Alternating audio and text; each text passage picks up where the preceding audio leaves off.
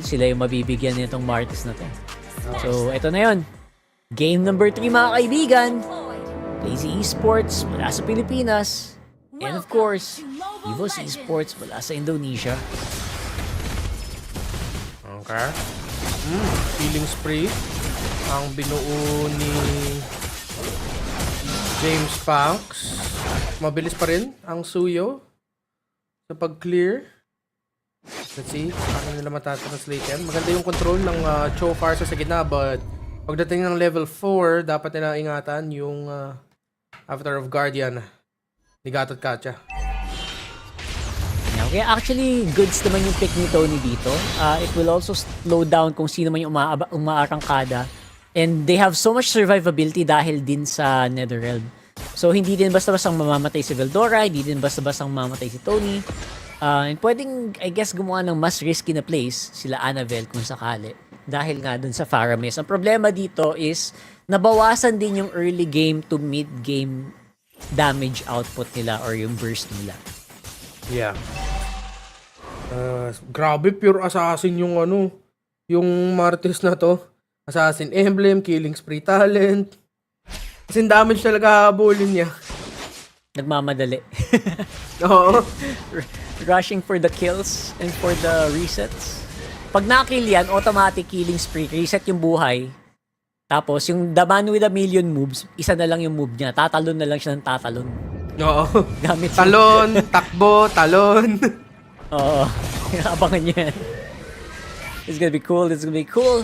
Pero again, that's kind of conditional on your early game farm as well. Diba? Kailangan makapag-farm ka din ng early game. Expected ng kalaban yung magiging galaw mo for sure. After mo Mortal Coil, you're gonna go straight to the Reti. Annabelle, medyo mas flexible doon sa kanyang Suyo. Okay. Dahan-dahan nag-umpisa. Ginamit na yung ultimate ng Farsa. Veldora, mapapababa yung buhay niya pero nasa-zone out yung jungler ng Pilipinas na si James Punks, pero si Annabelle pa rin makakuha ng turtle. Ay! Okay na, first blood kay James Punks, pero James turtle Punks napunta. Na-zone out lang talaga nung Lucas. Tapos medyo delayed ng 0.005 seconds yung Netherrealm ni Cloku. So, yan, minor mishaps na pwedeng mag-snowball pag hindi kayo nag-ingat.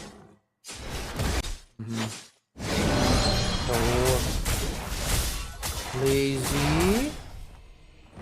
Okay, nakita naman nila yung vision doon sa Gatot Kacha. Doon sa backbet, si Zipa. Uy, grabe! Nasipa niya talaga yung Gatot Kacha. Ginamit pa yung flicker pero papasok si Annabelle pero maka-counter ng second skill ng Martis. Pero habulin na ngayon dito si James Park. Mapapanish ata dito pero makakakuha ng kill. Pero hindi! Nakapagtakas pa si Annabelle! Naka-blink out! Sinasabi. Dito tayo mapapalaban sa mga situation na pag nagamit na yung skill ni James Punks, medyo walk trip din siya. Walking jutsu din siya. Oo. Yung Blade Surge. Nakapagtakas pa. Isang kiliti na lang makakuha ng kill sa kay Annabelle. Pero sakto yung pag-timing ng Blade Surge. Wala sa mapa. Takbet. Hinahanap niya naman si Nikki. Masisipa niya dito yung Irithel. Mapipitas ba nila yung Irithel? At nahuli na nga yung gold laner ng Evos Esports. Lazy. Nakapagbawi dun sa gold lane. Okay, that's actually pretty huge. Ang laking bagay nun. Shizo will need all the advantage, all the help he can get para lang makakuha ng konting advantage kay Nikki and nasimulan nila ng maganda. And yung huling Irithel game din ni Nikki is hindi din gaanong kaganda yung simula. So they're actually on track. Lazy Esports, nagsisimula ng umarangkada 5 seconds bago magsimula ang pangalawang pagong. 4v4 ang magiging laban doon sa Turtle. Nasa gold lane pa yung dalawang gold laners. Sino mag-uumpisa? Kapit, naghanap ng angulo. Okay, may revitalize pa dito si Tony. May ultimate pa yung Paramis. Malakas pa yung sustain. Ginamit na yung Vengeance. Masakit yung damage ng paglabas. Okay, there! Si Annabelle pa rin makakuha ng Turtle. Pero si James Pack naman nakagantay. Nakapagawa ng kill gamit ng ultimate niya. Pero maghahabol pa rin siya. Pero hindi na magbibigay ng kills yung Evos Esports sa Lazy. Okay. So, interesting slight reset here. Tony yung naging casualty pero mabilis na naman ang reset niya. So, we're back on the game and bahagya lang ang advantage ng Lazy Esports dahil doon.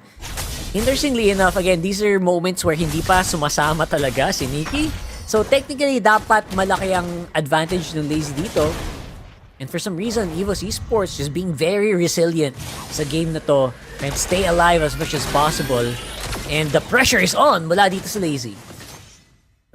Napapagamit ng Mortal Coil na maaga si James Punk sa mga zone out na ginagawa ni Veldora eh. Kaya hindi siya masyado makalapit sa Turtle. Pag gusto na niya mag-Mortal Coil para meron siyang control immunity, nagamit na niya kasi yung pressure na binibigay ni Veldora, kailangan niya talaga gamitin. Kung hindi niya ginamit yun sa panahon na yun, baka hindi pa nga siya mabuhay pa sa puntos na makakapag-retry siya. So, nanap na lang ata dito ng Lazy Esports is kung hindi sila makakakuha ng Turtle, sila na yung magkukuha ng kills ng Punish. James Punks. Tingnan natin. Ay, nakapagsipa doon si Pacman. Ang ganda naman ng sipa ni Pacman. Pero pagpasok ng Avatar of Guardian, ng Gather nandito na si Nikki, nandito na rin si James Punks magpapunish dito. At si Derata yung next. Mahila siya ng Faramis. At biglaan ang paglaban ng EVOS Esports na punish ang Lazy Esports doon. Parang grabe naman yata biglang yung umaarangkada tong EVOS and I guess nag-call na si Nikki na guys, pwede na, ilaban na natin to.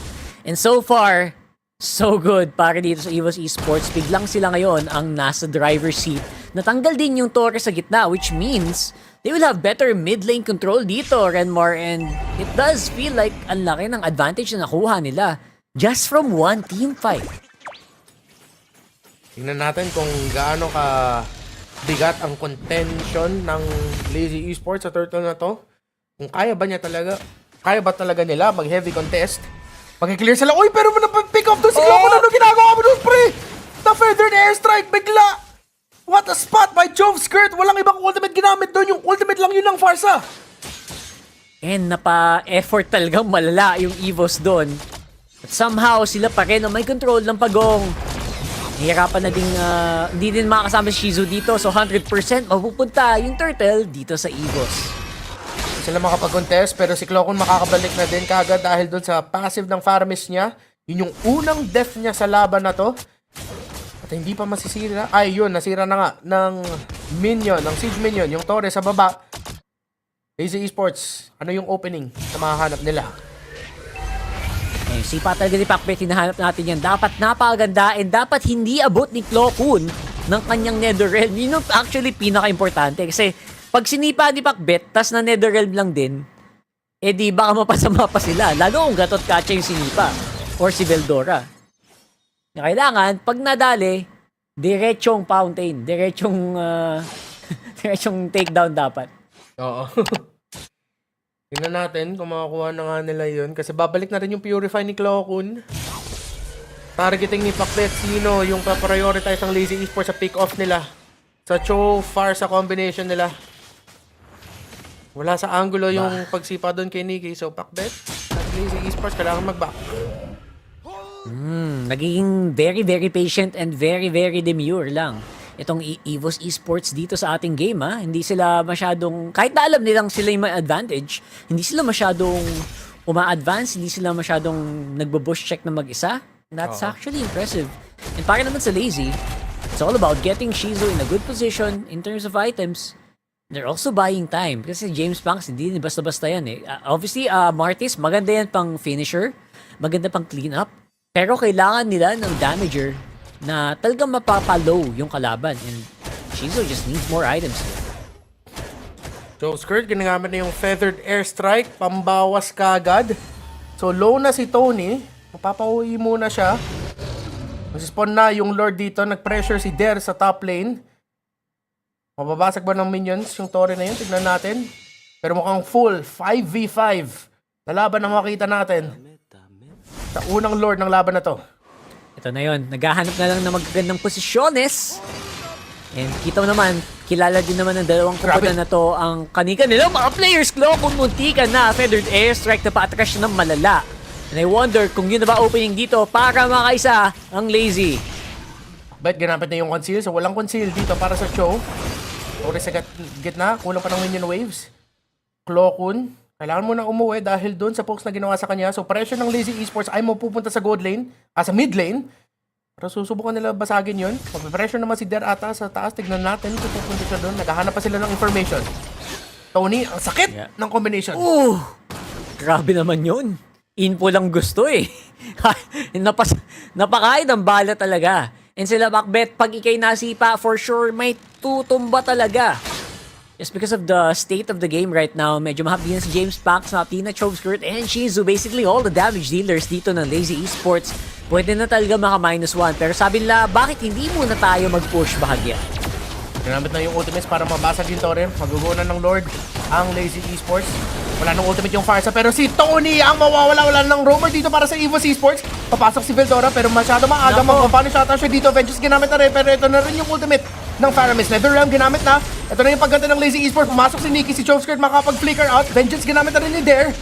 Wala nang Vengeance para sa dalawang EXP laners. Poke ng poke yung dalawang teams, pero yung pressure ng minion waves ng EVOS kailangan ni clear ng Lazy. Ang sarap sana ng laban ng Lazy doon, kaso medyo may damage na din talaga yung Irritel ni Nikki, kaya hindi din basta-bastang makaabante. And si Nikki, somehow, hindi siya namatay doon. He was actually dodging a lot of attacks. And now, EVOS ngayon ang nagsisimula sa Lord. Pakbet na lang yung frontline dito. Si James Fox tatayo na rin, nakakonceal. Yung Cho, hindi ata makakalapit pero mahuhuli sila. Nagamit na yung second skill para may control immunity. The man with a million moves. Makukuha niya ba yung Milagro? Nakuha niya ba yung Lord? Nakuha na nga niya! Stolen by James Punks. Pero doon, lawang miyembro na lang ng Lazy Esports. May iwan dito si Der. Masyado malalim ata dito. Si Tony, hinahanap niya yung CC. At makakatakas si Der. Nakuha ni James Punks. Buhay pa ang Lazy Esports. Medyo duguan ng Lazy pero sila pa rin ang makakuha ng major objective sa game na to. Di siguro nila masyado mga gamit yung Lord, pero at least for now, they can buy time to equalize, and as long as hindi naman sila masilat, talaga namang pwede pa rin silang lumaban. So right now, it's all about the wave clear para dito sa Lazy Esports. Make sure na people are not, alam mo, importante dito, hindi ka ma-psycho eh. Hindi maapektuhan yung mental nyo eh. Kailangan, kayo, confident pa rin kayo that you guys are ahead and you can make a play. Yung sinasabi natin isang bagay kanina, yung paggamit ng Mortal Coil ni James Punks para maiwasan yung mga crowd control. Kinain niya yung damage, kinain niya yung crowd control, tas ginamit niya yung Mortal Coil para makalapit siya at nakapunta siya sa pwesto kung saan naagaw niya yung Lord. Malaking storya yon. Tony, mapapunish dito ni James Punks. May pag-kill na gamit ng ultimate niya. Wala nang ultimate dito para sa Faramis. Lazy Esports naghahanap ng angulo pero dahan-dahan lang pag-retreat ng EVOS Esports. Hindi Nice nagbibigay pick up ng from mga Tony. kills. Ay nako, ito na yata. Renmar, this is it. This is the possible big push. With minions upon top, pilit pa nilang lumaban sa gitna. I think they want to go for the reset for now. Pero Lazy Esports, definitely in control of the map so far. Kita mo talaga pa rin yung respeto nila sa mga ultimate. Yung respeto ng EVOS Esports sa decimation ng Martis. Kahit isang pick-off lang, sabi niya, guys, wag na. Buhay pa yung Martis, nakakuha na ng kill siya gamit ng ultimate niya, baka mag-chain pa yan. Tapos tinitingnan din nila yung sinasabi mo kanina na masakit na talaga yung Irithel. So, kung wala pa sa angulo si Nikki, pero alam nila may ultimate pa yung Irithel, hindi rin nagugo yung Lazy Esports. Sa moment na to, tinatansya na lang nila siguro kung ilang hits ng Irritel yung kaya nilang tangkihin. Especially Pakbet. How many hits can he actually tank before maging risky na, before siya madedo. And I would say na maganda ang tansya ng Lazy ngayon so far in the game. Hindi sila masyado nakuha ng Lord advantage pero okay lang. Sila pa rin naman kasi yung may control sa mapa ngayon. Okay, so bot side focus yung Lazy Esports ngayon. EVOS, gusto nila kunin yung purple buff at saka magpupunta sa Lord. May lantern na ang Faramis. So kailangan mag-ingat dito si Pakbet, James Punks, and Dare pag frontline nila kasi sakit na yung damage. Dahil lalabas ang isang Ghost Bursters pero mag-go na dito yung Lazy Esports. Naghanap sila ng sandwich play, Choveskirt, wala masyado sa angulo pero masisipa nila si Annabelle pero na save siya ng ultimate ng Faramis. Mapapanis na si Pakbet at saka yung Vengeance. Mapapanis naman si James Punks at mapapanis si Dare. Klokon! Clutch! Kung clutch yung Netherrealm ng Faramis ng EVOS Esports. That's the kind of Netherrealm that you wanna see in your games. As in, sakto sa sipa, inactivate agad niya. Bawim-bawi yung mga misplay kanina ni Clocun. And now, it's 3 down para sa Lazy. Fuck bet. 8 seconds bago mag-spawn. Der at James Punks malapit na rin. Pero makakahold pa dito yung Lazy Esports. Isang minion wave na lang pero kailangan nila i-clear yan. Makaka-clear ang Lazy. May mga tore pa ang Lazy. May Lord ang Evos. Pero full 5-man na ulit ang Lazy Esports. Hapdi na nung Iritel. Nag-crit, nakita mo. Grabe, lagpas kalahati. Hindi na basta-basta matatangk ito. And now with the Lord on top, I think this is the signal for Evos to go for the push. Veldora ginamit na yung ultimate. Medyo malalim na sipa naman siya. Siya mapapunish pero pumasok dito. Avatar of Guardian mapapunish yung Lucas. Wala na dito yung Lucas. Tony. Wala na ring ultimate pantakas. Kailangan na lang niya lakarin pero may revitalize pa rin siya. Lord, makiklear ng Lazy. Minion wave sa gitna, makiklear rin. May minion wave sa baba pero hindi na magpupush ang Evos. Alam na nila na lamang ang Lazy. Alam mo, gusto ko yung ginawa din ni Clocun doon na hindi niya pinilit na iligtas si Veldora. I think na-recognize niya in a split second na hindi natin kailangan gumamit yan. Ang importante dito, boy, si Nikki. If ever lang mag-go sila kay Nikki or dun sa Iritel, dun ko lang gagamitin. Hindi nila kinailangan yung Veldora save. And now, dahil dun, ayan, makaka-reset naman sila. Walang ibang napitas. And they are gonna be able to go for it once more. Pero I think magiging laban dito is Lord na naman eh. 80 seconds na eh. And a Lazy, I know, importante sa kanila ngayon is yung bush control naman dito sa may gitna. Yeah. Control the mid, control the flow of minion waves dun sa gitna. Kung si Der lang ba talaga yung ipapapunta nyo dun sa top lane para mag-clear ng minion waves doon para makapag-push din yun. Pagalingan ng macro muna bago pagalingan ng micro. And totoo naman yun. I think that's part of being a good pro player is knowing yung limits ng composition nyo. And I think aware din naman sila sa limit ng comp nilang dalawa. Even James Punks is, again, hero limitation na naman yung problema dito or nagiging question dito. Other than that, it's all about ano ba, tama ba yung i-go ba natin or hindi? Yun yung, kung sino man yung gumagawa ng call na yon, siya yung kailangan nating tutukan ngayon. Yung Faramis, yung isa sa mga pinakamalaking problema ngayon ng Lazy Esports, yung timing ni Clocun, na ayos-ayos na kahit makahanap sila ng pick-off, high chance na nandun si Clocun para siguraduhin na sasayangin lang ng Lazy Esports yung abilidad nila para sa pick-off na yon gamit ng Netherrealm niya. Pero ito na yung macro ng Lazy. Pressure sa taas. Habang nasa loob ng jungle ng Evos, ng Lazy, yung Evos. Dapat mag-ingat dito yung Lazy sa pag-contest nila. Of course, ito na ba ata ang huling laban? Ito na ba? Oh? Ang final fight. Netherrealm ginamit na ng Faramis masyado maaga. Avatar of Guardian walang masasako pero madadamage doon si Der at mawawala na siya doon. Ang sakit ng Shockwave Blast. Dalawang miyembro na ng Lazy Esports ang nawala.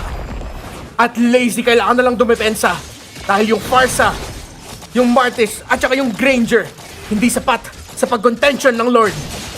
Oh my God. Oh my God, Evos Esports!